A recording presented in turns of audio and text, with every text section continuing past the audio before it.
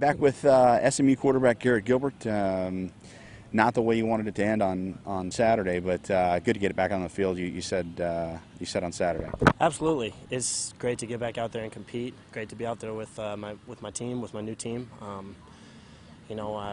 I enjoyed it, and like you said, obviously, we didn't get the result we wanted, and we've got to. That's something that as a competitor, it makes you want to get back out on the practice field and work even harder and get ready to go. It's hard to get a player to make a clear assessment of what happened on Saturday night. The one thing that you said afterwards was we're going to get better. Mm-hmm. But you've had a week of practice now, a chance to look at film. What is it specifically that you guys really needed to get better on? Well, we missed a few opportunities, and that goes back to myself. I've got to get our they were able to get some pressure on us, but that doesn't mean we can't have success. I've got to put the ball.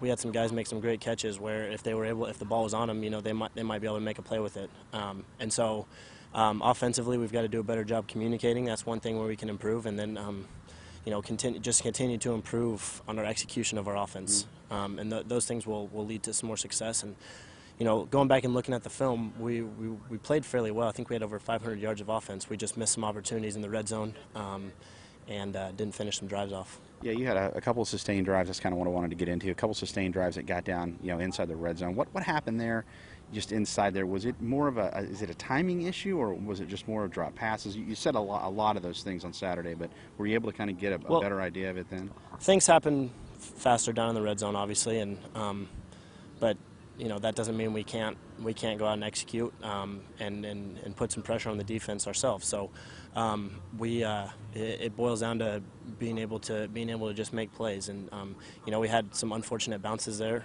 I think on one or two drives, but we've still got to finish our drives off and get some points and put some points on.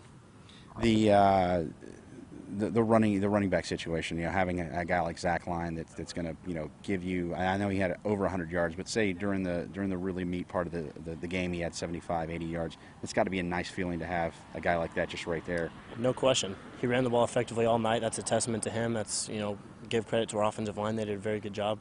And we had no sacks, so obviously the offensive line played very well, and we were able to run the ball effectively too. So, but having a guy like Zach, it does wonders for a passing game. It forces the defense to respect the run and opens things up down the field. Having DJ out, you'll have some new targets and some different opportunities this week. Some of the guys are already starting to work on you about getting the ball to him.